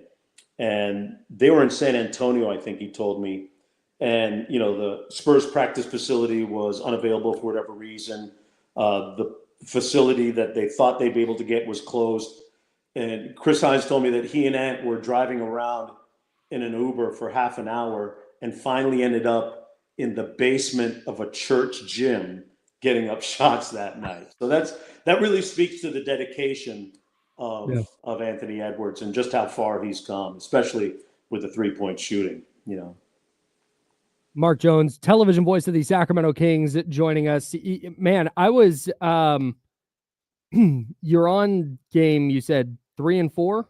Yeah, this weekend. The Denver. Right. I don't have a pen. I usually write that stuff down. 3 and 4 this weekend. It was game 1 a little bit of a fluke where, all right, man, OKC just didn't do the right stuff down the stretch and Aaron Gordon hit a big shot. Or do you think there's genuine concern with Oklahoma City in that series? I think they've got to be careful now because they tricked off that game. I mean, the foul strategy was poorly executed. In theory, it was great, but when you're not letting enough time run off the clock before you foul, that's malpractice, and they did it twice, and their margin of error just got a little slimmer. And if I'm OKC, I'm extremely concerned because if the game is close in clutch time, I don't know that there's still a more connected team in the NBA at the offensive end than the Denver Nuggets. Yep. Their ability to close games in the last 5 minutes, last 2 minutes, is probably as good as any teams in the NBA. Now, their defense, that's another story. They finished 19th, 18th in defensive rating. They can be had defensively. But when it comes to their offense possessions, if they're within striking distance, they're a threat. Yeah, I totally agree. Mark, let's skip to the King stuff. We got all kinds of King stuff happening. First up, you've known Doug Christie for a long time, like a couple of decades. When he was a New York Knick, eating chicken wings in my basement in Stamford, Connecticut. Yeah, he still eats chicken, but that ledge a little bit. He still eats chicken wings, but that might be the only meat that Doug still partakes in. Just like, how excited is it for you to see him and sort of his process to go from a player to be gone for a little while, but build his way through the broadcasting world, get onto a coaching staff, and then finally get his opportunity to take over the team that he loves? Man, it's one of the great NBA stories, I think, over the last since I've known Doug 20 odd years. When you look at his journey from Pepperdine to getting a rough beginning in the NBA as a player, me reporting on the NBA Today that he got a phone call from the Seattle general manager, which was mean-spirited, basically saying, you better take this money or else you're not going to get signed, to being traded to the Lakers, not getting enough playing time with the New York Knicks that he should have been playing under Pat Riley, and then finally really coming into his own in Toronto and Sacramento. TV, what a great journey. And Doug has always been a very introspective type of basketball talent, being able to not only see himself and read the room well, but having wonderful basketball intellect and knowing its applications too. And, the short time that I got to work with Doug in broadcasting, I learned a ton from him in terms of basketball strategy and basketball nuance. And I'm excited to see him execute that now, having the agency to incorporate all of his own philosophies from day one in training camp to day one of the regular season. I think he's going to do a fantastic job. He's ready for the moment. Do you think there's going to be a noticeable difference, as we talk with television voice of the Kings, Mark Jones, here on ESPN 1320? Do you think there's going to be a discernible difference next year between what the Kings look like, maybe on both ends of the floor, now that Doug does get a full off season to implement it, rather than just trying to kind of like hang on and steer a ship that was really trying to capsize last year? Do you think we'll see a noticeable difference from the Kings on the court? I do. I think that, roster permitting, I think one of the blueprints is probably the defensive disposition is where we'll see the first kind of profound change and look and Doug's impact. And I mean, I think if you look at the way that the Houston Rockets play, they may not always have a chance offensively, but they hang their hat defensively on the outcome of games, and it's worked for them to the tune of being the number 2 seed. I'm not sure that Sacramento has that kind of personnel right now, but I think if there's a vision, that might be part of it in terms of Doug being a defensive-minded player, or at least, we talk about, it's interesting in basketball now when you talk about so-and-so is the best player or this guy's the best player. I think there's been, in the way that we reported in the media, a slanting of, we always think that to mean, oh, he's the best offensive player. But Right. I think when you talk about ultimate success in basketball, it has to be at both ends of the court. And I think we're going to see a lot more of that in the way that Doug plays the guys who are on the roster and in terms of the defensive execution. I think you saw a lot more aggressiveness, a little bit more trapping, a little bit more blitzing, a little bit more risk-taking that was, I think, ultimately effective by Doug when he took over this year. Mark, it's always tough when you have one coach leave and sort of his coaching staff, what happens next. Yeah. Just where are you at with this? It looks like there's only, I don't know, maybe 2 or 3 guys back from the staff that was here before. And we don't really know how this thing is going to be built out, whether Mike Woodson will come in, whether Bobby Jackson will rejoin the team, any of that stuff yet. But we do know that a lot of these guys are like on to their next place. And it's just how tough it is.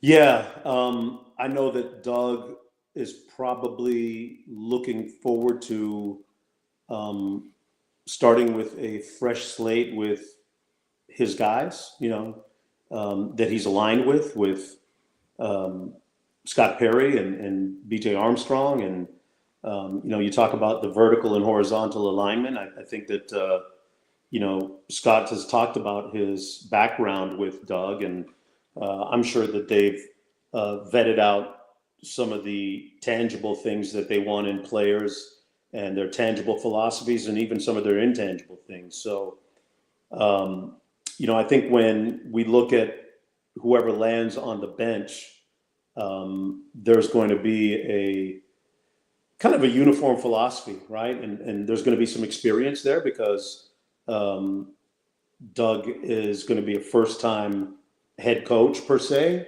He's been interim, but first time with his people. And I think he'll do a fantastic job. I think he's prepared. I've watched him in some of the scouts from the time he was doing scouts as an assistant with Mike.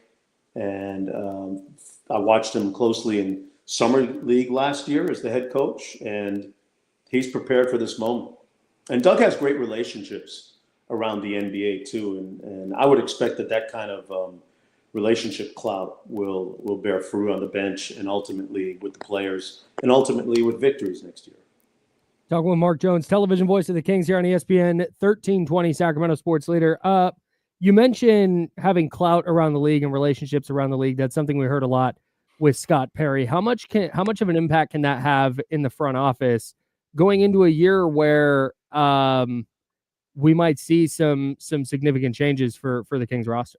I think it's going to give Sacramento a leg up on things. If you look at the recent trend in terms of player movement, deals that are made around the NBA, free agent signings, there's been a trend. You got Tellem in Detroit, you've got Leon Rose in New York, you have Phoenix. All guys who have been former agents now with significant input.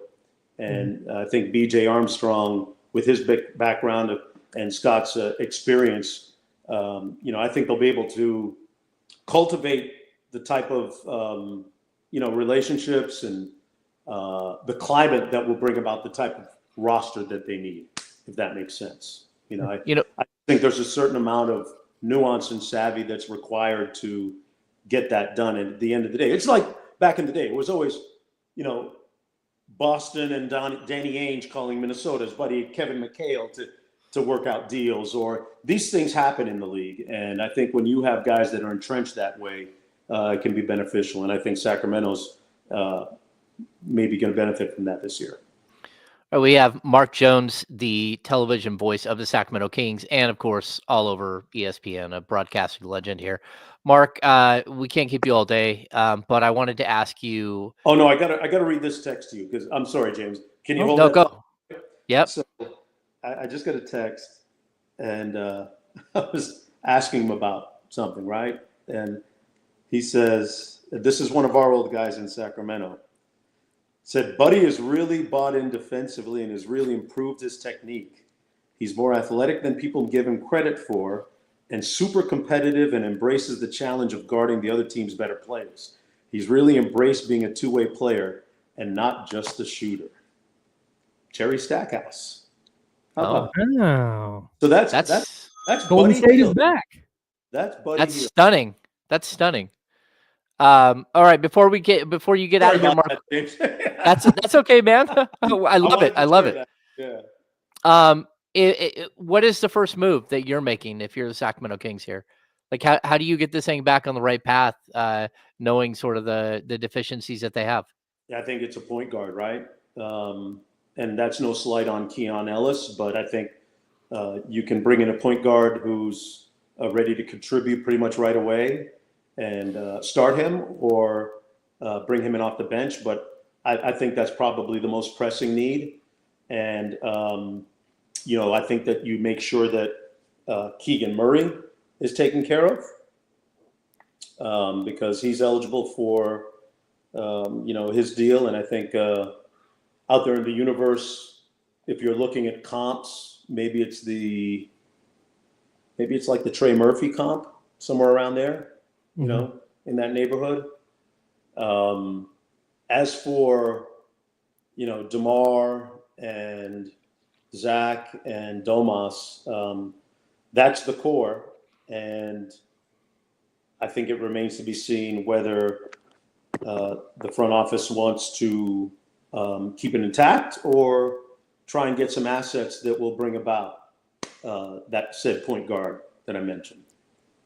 Mark Jones, television voice of the Kings. You can hear him all over ESPN as well. He'll be on games 3 and 4 of Thunder and Nuggets this weekend in Denver. Mark, thank you so much for carving out some time for us. And let's do it again soon. You got it, pals, James. Keep up the great work, man. See you awesome. soon. We'll do. Thanks, Mark. See you, buddy. One of the best. Mark Jones. Mark J. Street Jones. That's right. Guy, friend of the program. Always good to have. Always good to have Mark on. No one rides an electric scooter like Mark Jones down J Street. No, that's what many people have said that. Yeah. I had no idea he's known Doug Christie for that. Oh, yeah. They lived in like the same apartment complex at one point. Huh.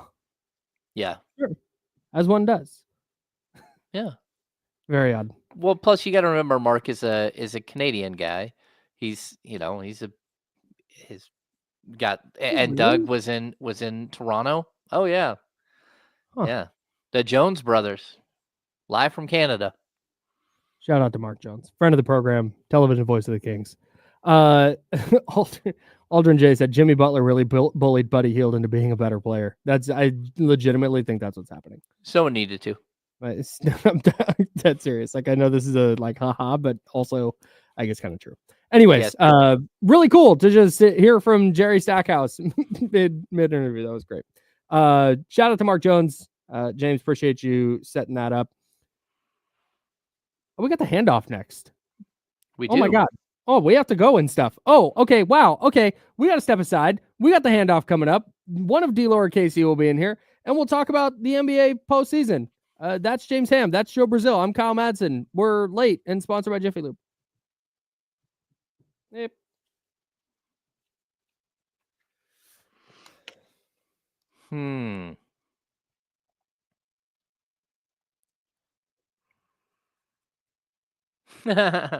I agree, Miss Mac. Have Mark Jones just read his last text every time. So what's the last text you got, Mark? Just read it to us.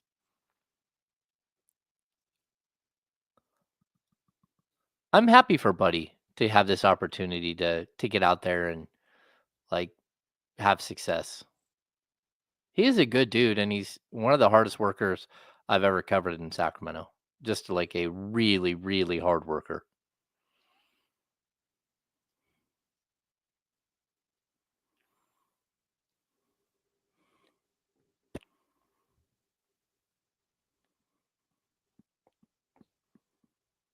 Hmm. I'll read my last text from James. Thumbs up emoji. That's a lot of text from James. This thumbs up emoji. That's one of the like I'm really close with my parents. But one of our like cultural disconnects is in text. And this is a little bit with you too, James. You're a generation after my parents, but if I text one of my friends like, "Hey, we're going to go do this thing," and they hit me with a thumbs up emoji, like if you react to the text with a thumbs up, that's fine. If you send me a thumbs up emoji, I take that as a thumbs down. I am offended. I take that as a like, not even not offended. Like, oh, you don't actually want to do that thing. It's like, and that's what, dude. I get so many from my mom. I get so many just thumbs up. Like, what? Sarcasm. So it's just my way of just going, yep, no, that's right. good. There's nothing wrong with it. It's just how I grew up and how my brain has been turned to putty. Is that means like that's if I send someone a thumbs up, it's like, okay, man, like you got it. That's the best way to put it. Okay, all right. bro. It feels All really right. passive. Mine aren't. They're not as Passive aggressive, sarcastic. yeah. Passive aggressive is the right thing. Damian Barling. Oh, I should have done the thing at the end of the thing. I got to do the thing. And then we'll play James' unbelievable cut from that Mark Jones interview. Come on.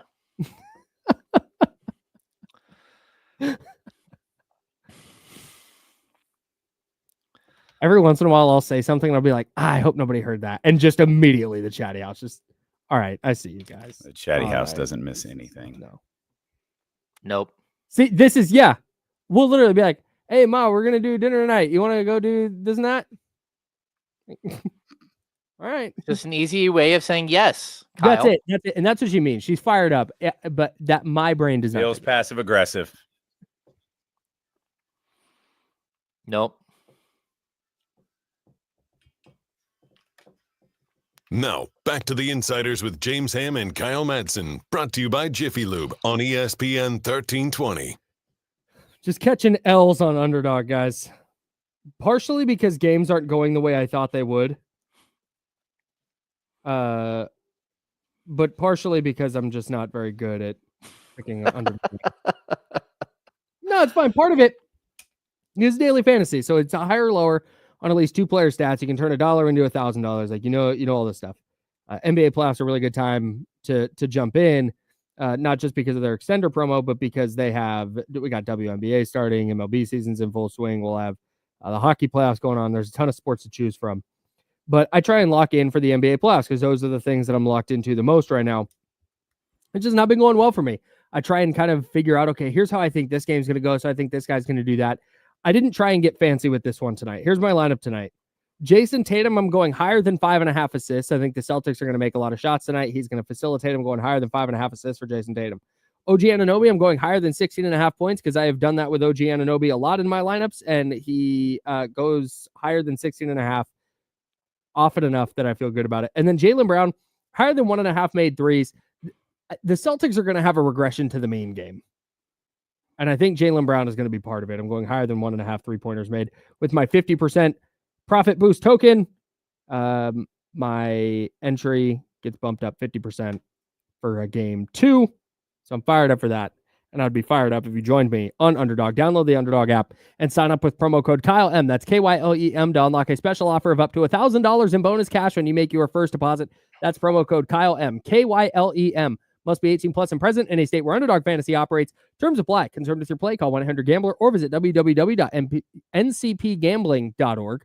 In Arizona, call 1-800-NEXT-STEP or text NEXT STEP to 53342.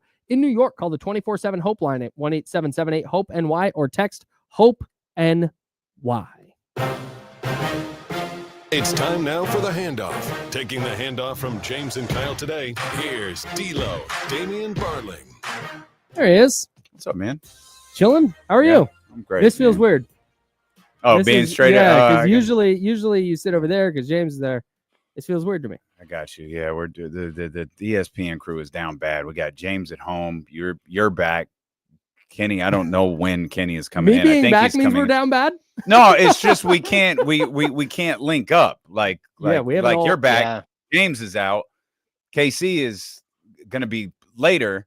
We're just kind of all over the place. There are, let's see, the Joe and Jesse, and then the four of us. So there's 6 people at ESPN 1320, not including Charlie. Mm-hmm.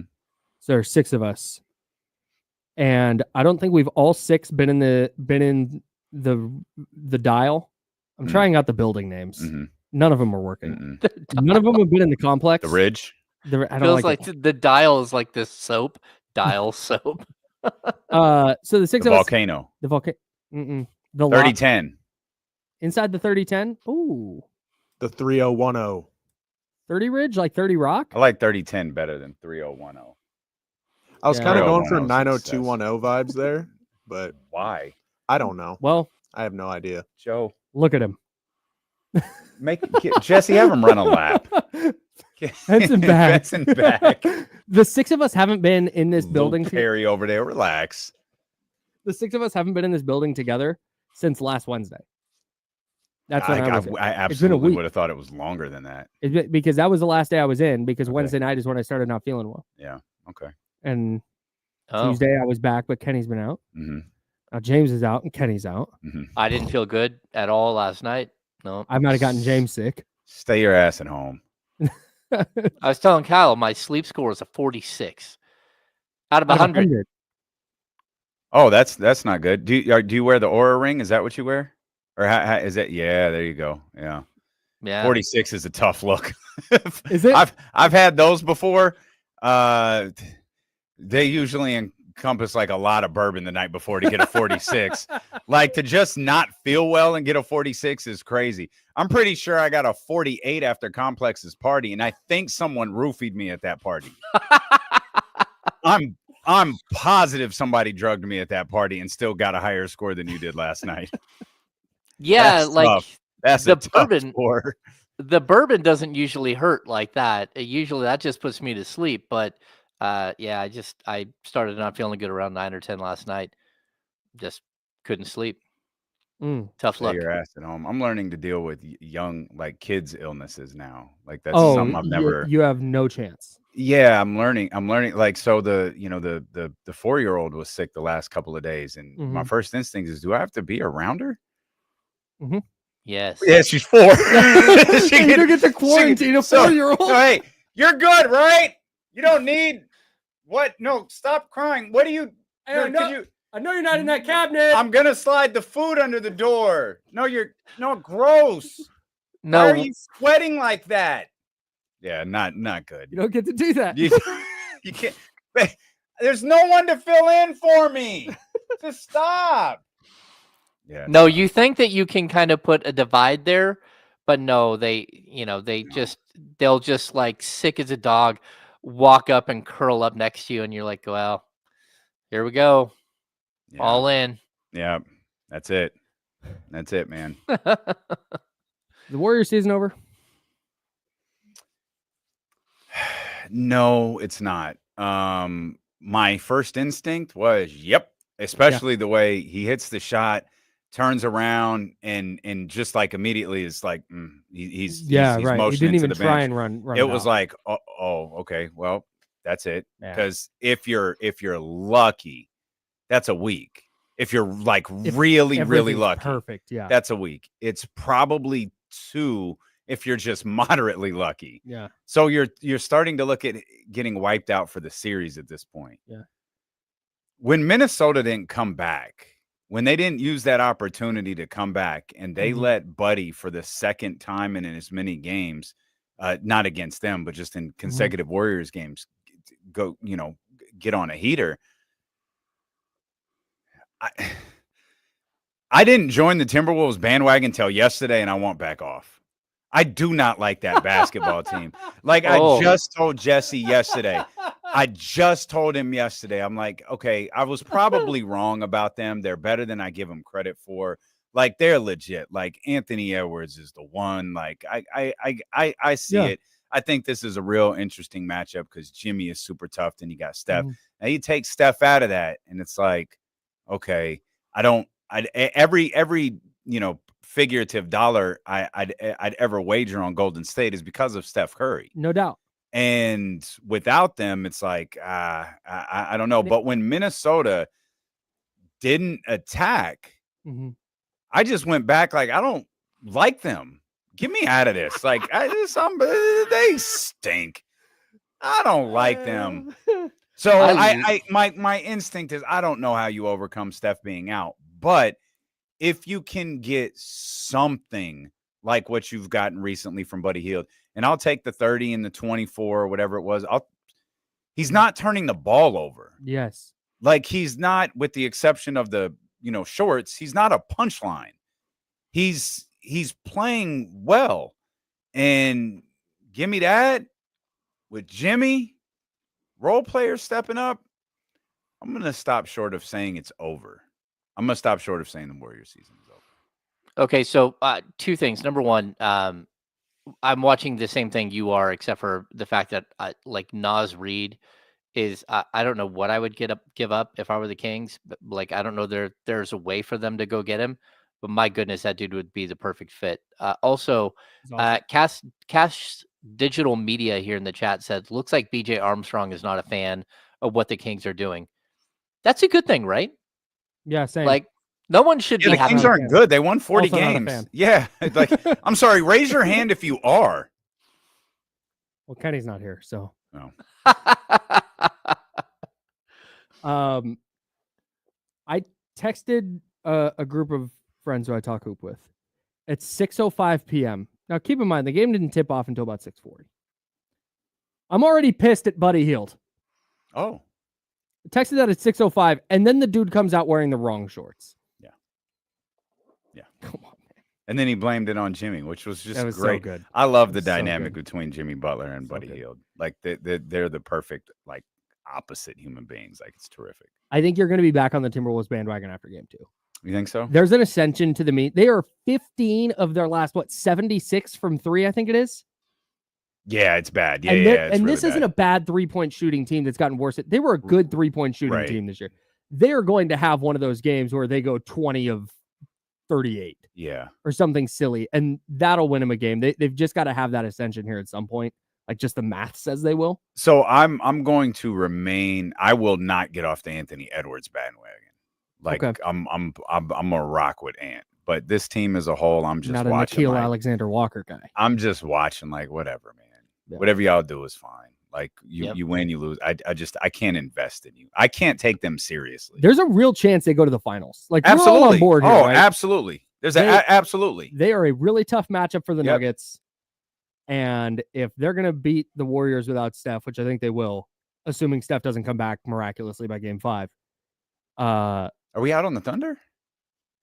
No, there's just a very real chance that the Nuggets beat Oklahoma City. That'd be awesome. And that we've got a Timberwolves Nuggets conference finals. It'd be actually kind of crazy. It'd be kind of nuts. Timberwolves Nuggets conference finals in the West and Pacers Knicks in the East. Who says no? Oh man, it's not well. Yeah, sorry, Jesse, but the Knicks are winning. I'm sorry, the Celtics are winning. I'm kind of in on the Pacers one, but not so much the Knicks. No, I don't expect Celtics the Celtics are winning. Yeah, I don't expect the Celtics to and play maybe like the next 4. I think that's possible. I'm gonna give the Knicks a little more credit than that, but it's certainly not impossible. All right. We're gonna step aside and let you take over. Great, if that's okay. That's just wonderful. The D'Lo show today. Casey will be here at some point. I don't know exactly when, but he'll be here at some point. Okay, D'Lo and Casey coming up next. Who you guys got today? James Ham. Yeah. Awesome. Great. James Ham. It's Wednesday. I'm sorry. In my brain, it was Tuesday, and I know on Tuesdays you've got Trista and Yesterday's show was a blast, man. Okay. I had a lot of fun with Jason Jones. We talked a lot about Kendrick Lamar yesterday. Yesterday was a blast. But today we got James. We will also be discussing Kendrick Lamar.